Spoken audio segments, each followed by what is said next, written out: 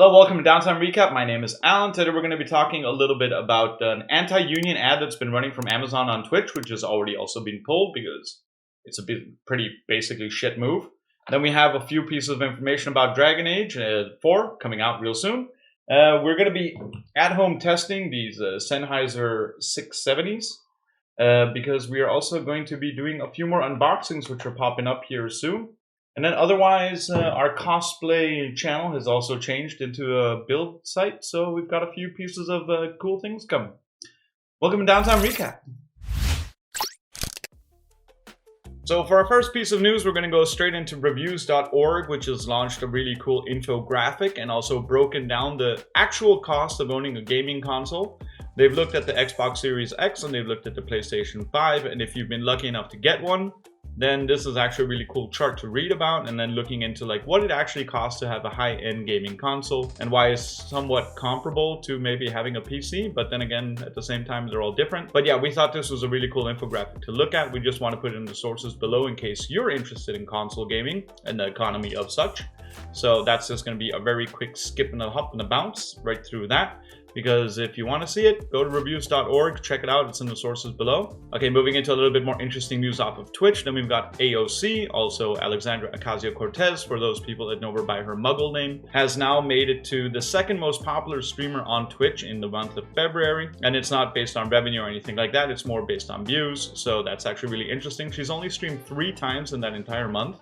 And it just shows that Twitch is a really good political platform for speech and discourse. She famously made 2 streams talking about the Gamergate situation, which was super cool. And we just wanted to point it out that maybe in the future, as Twitch goes more mainstream with the NFL and everything else that they've been doing recently, we're going to be seeing more political platforms on Twitch and everything else.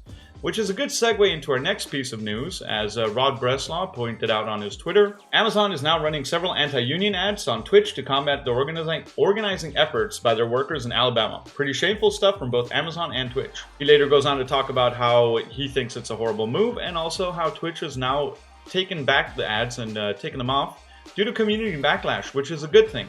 And this is where community matters in Twitch, because if people get upset enough, Twitch will do something about it.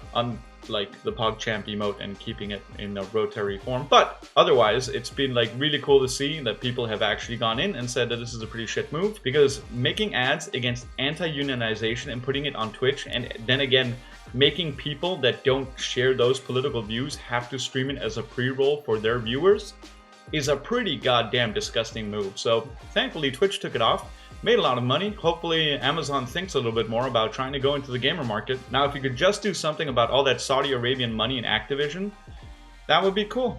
Cool, so moving on to Dragon Age 4, as you remember, Anthem 2 was cancelled recently, as we reported a few days ago, which was probably a popular move since that game hasn't been getting a lot of traction, but now BioWare has already posted, like, I mean, with any gaming company, you'll see them post something like, oh, this is hyper negative, but we're gonna do it, so we did it. And then right after, they're going to post some golden egg, happy, lovey-dovey story about something they're working on. And it's not different for BioWare. So now that Dragon Age 4 has had a lot of controversy because they'd had planned to make like gaming as a service and adding multiplayer to the game. And, you know, trying to turn Dragon Age into what it definitely is not, at least for the core fan base and everybody else. Now it seems that they've gotten that picture, and after launching the cancellation of Anthem, they've also announced that Dragon Age 4 will no longer include multiplayer and will be a single-player based RPG game that everybody wants it to be. So that's at least one positive thing that's come out of BioWare. I mean, unfortunately, they had to cancel Anthem. It had really good potential. We hope for the best, but unfortunately, that game was just like a mix mash of like all these different concepts and good ideas. And basically, like when a Hollywood studio exec takes over probably one of those good movies and ruins them. There's like a trillion examples of that, and the gaming market is no different. So Nintendo of America actually went out on their Twitter today to actually give the Pokemon fans that love the games a piece of good news. They're going to be making remakes of the Diamond and Pearl versions of Pokemon, which are hugely popular games back in the day, which is great. And as such, they also still haven't like mentioned anything about the 35th birthday of Legend of Zelda, which was very upsetting for a lot of people for some reason. Then again, I mean, it's their bastard child to celebrate or not. That's just how it is. But no, at least now the Pokemon fans out there are going to be happy. That tweet is super self-explanatory. So in 2021, I believe it's going to be coming out. Late 2021. So a different piece of news here, we read as some people have done a little bit of digging and found out that in the Los Angeles Convention Center, E3 has already been slated as a canceled event. They haven't even announced it officially yet themselves, but people have just, Googled it, and those formats are open for everybody since the convention centers always push their own information. And they've spotted that E3 is already canceled, although it does state in the field that they are looking for options to do live recordings from LA. Another thing that came from this is already prior to this 2021 cancellation, EA and Activision and Sony had already been doing their own things. I, for one, still wish that E3 was a potentially huge event and everything else, and they do great. But the Game Awards have kind of taken their spot in doing what E3 should have done, which was upgrade their production value and get to the point where they were actually showcasing all the new games and new trailers and everything else.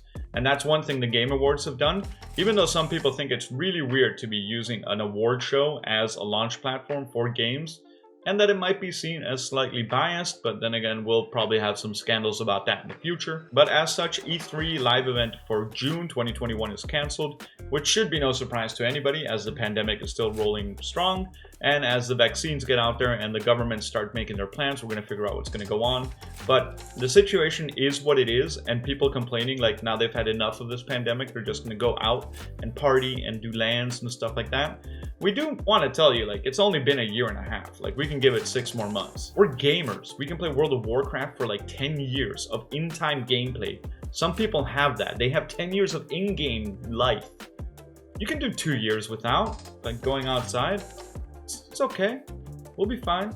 Other than that, we just have a few small updates here from Downtime itself. We've been having a really good day. But the first thing is we've restructured cosplay since we want to do more tutorials. And we have a few plans coming in the near future for that. So now we've launched cosplay builds, which is where our wonderful host Elvina, she actually goes in and does an entire cosplay build from scratch, from A to Z. Right now she's working on Evelyn from the KDA skin for Evelyn from League of Legends.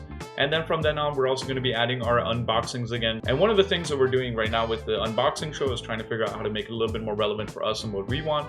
And that was basically, we're going to unbox them, show them, then we're going to take them home and test them for a while, and then we're going to say what we think about them. Because it's kind of weird to say we think these are good headsets for the price point or whatever. We want to give it a little bit of time, a few weeks, and then we want to test them through and then come back with another video. So that's something you have to look forward to in the future. And this has been Alan at Downtime Recap. Thank you so much for watching, and I hope you have a fantastic week out there.